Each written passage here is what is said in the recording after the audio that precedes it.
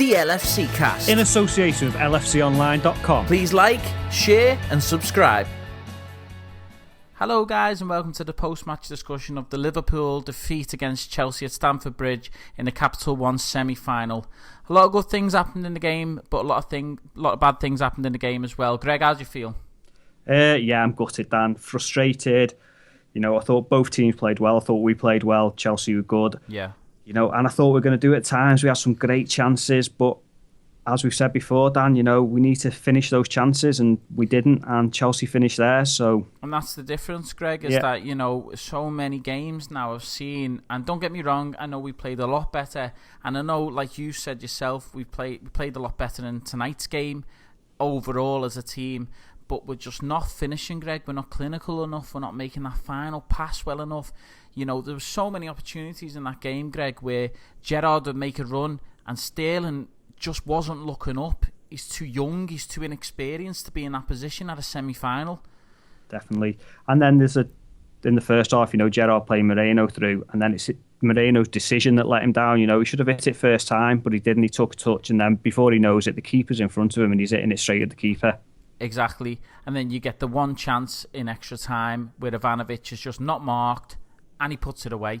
And the difference is, Greg, again, you have the polar opposite example here where Henderson has a free header as well at the other end and heads it wide.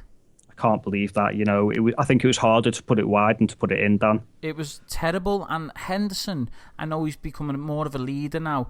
His finishing for me, Greg, is unacceptable at this level. He needs to work on it so much. Yeah, he does, definitely. People say, obviously, he's never going to be the next Steven Gerrard, but, our next captain, Gerrard at his age, he was banging him in, wasn't he, from everywhere? Rocketing shots in. But Henderson just hasn't got that finish about him. It's not his quality at all. And he needs it if he wants to become one of the world's best. One of my biggest frustrations in the game, Greg, is echoes throughout the season for me and the transfer window is that we had about 4 players who played out of position and a £20 million a £20 million centre back who's on the bench. It's such a poor transfer window, and I think Rodgers needs to start answering to this as to why we've got 19-year-olds, 20-year-olds playing as centre-backs, why we've got wing-backs like Markovic, who's not a wing-back, he's an attacking player. He tries his hardest, but he's not a defensive player. And why we've got Sterling, who is brilliant and is world-class, but he's a winger, and keeping as a winger, we needed a striker. Yeah, I know exactly what you're saying. And imagine we had those players, Dan, and everyone could just slot into the preferred positions, do so much better, but... Yeah. I think because he's bought those players in the summer and he's made some bad choices, he's got no other option, has he? You look at the bench, the only one I thought should have come on today was Lallana, and he didn't even come on. Well, that's it. I completely agree, Greg. The one player who's actually making a difference for us is Lallana.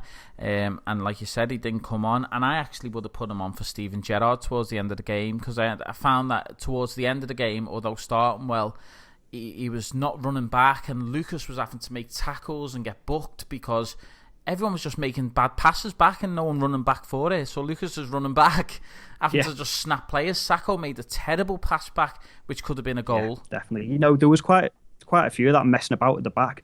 And, Rodgers tries to instill into the players to play the football, play out from the back. But sometimes you just need to smash it down the pitch, don't you? And they're not doing that. And there was, that pass you're on about was just dreadful, wasn't it? Oh, it was dreadful. But there was more dreadful passes. There was Balotelli's pass to concede the free kick, and then him not defending the set piece well enough, and we concede. And that's the most important thing. You need to make sure you just get it out and get your head on it. Yeah, and as we mentioned before about Balotelli, that was his fault, the free kick, and he should have been marking Ivanovic in the area. But then going forward, he wasn't getting in the middle of the box again. He was staying out on the wings. He was out when you're thinking, get in the middle, just get there. Completely. He showed a few good flicks, and I was watching it in the pub, Greg, and a few people were going, oh, yeah, that's more like it, Balotelli. And I wasn't saying anything because, good flicks, good passes, but then he makes a run and stops outside the box. No one's in the box. So obviously they cross it in, and you got massive Chelsea players just signed. I let this out all day. Yeah. It's a shame. It's a big shame. I mean, is Rodgers to blame for any of his decisions today? Yeah, definitely. As you mentioned, Dan, Saka going off, bringing Johnson on when you've got Lovren there. Yeah, couldn't believe that. For me, God knows why there's talk about Johnson getting a new contract, because he is garbage, mate, and he hasn't been great for the past couple of years. Yeah, I know, definitely. But yeah, let's give him a new contract, eh? Great plan. We need to give Lucas a contract, though. We need to give Lucas a contract, and a lot of fans might have thought Lucas had a bad game because of all the tackles and, we conceded. But he done better than people realise, I think, again. And, he was back and he was tackling, tidying up stuff as best he could. Chelsea had a great team, Greg, and I didn't expect to beat them. But it was just some of the decisions made, and we're both frustrated, aren't we? Very frustrated, Dan. I've just realised I was just listening to you then. I wasn't even thinking about what I was going to say next. You enticed me into what you were saying, Dan. I was just there listening, thinking, he's right, he's right what he's saying. Well, thank you, because I thought I was wrong. No, I just feel very frustrated, Greg, and I just feel with a couple of world-class signings, away from being a great team, and like you said, I'm trying to not be negative, and you were great earlier on. You tried to convince me. We did play quite well at times. Yeah, definitely. Do you know what I've got to mention, though? No. How much I hate Costa, Dan. Oh, he's horrible. Shouldn't have been on the pitch, should he? No, he's got that many stamps he could get Latino in Starbucks. Did you make that one up, Dan? No, I rubbed it off Twitter, mate. It's horrible, isn't he, though? Yeah, he's a horrible man, mate. But do you know what? We had a horrible man last season called Suarez who used to stamp on players. You know what I mean? That's what you need. You need that type of player in the Prem. And do you know what Chelsea are really good at? Go on. Going down, mate. Just running into players and stopping and putting your hands up, and the referee gives it. So good at that.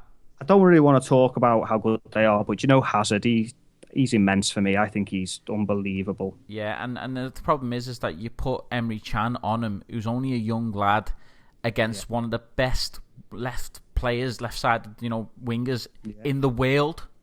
Definitely. Ridiculous. Who's your man of the match, Greg? Okay, so I found it very difficult to pick man of the match because even though we've just vented our frustrations, I thought the players put in a lot.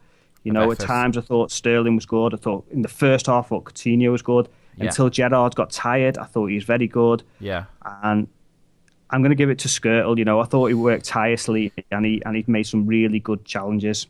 Okay, yeah, completely agree with you there, Greg. He had a great game, some great interceptions, some great challenges with Costa, and he had quite a battle with him as well.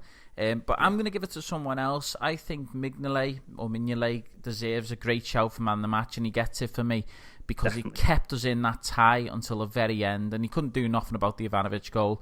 I just think he had an excellent game, and he deserves credit, Greg, because recently he's really come back from the brink. Yeah, definitely, and we've slated him, haven't we, Dan? And everyone else has, so it must be so hard for him going into each game thinking everyone's slagging me off here. Am I going to mess up? And he pulled off a couple of great saves tonight. If he hadn't pulled off them, it could have been 3-4-0 to Chelsea. So exactly. So hats off to him. So I agree with you on that one, Dan. I'm going to stick with Skrtel, but Mignolet was very, very good. Yeah. Okay, guys, we'll leave it there. Let us know who you think the man of the match is in the comments below. There was no one in the score prediction who's got it right, as far as I can recall, apart from some fan of another team, Greg, who mentioned the defeat. We won't talk about them. We won't talk about them, people. But anyway, all comments are welcome, guys. Thanks for listening, and goodbye. Bye.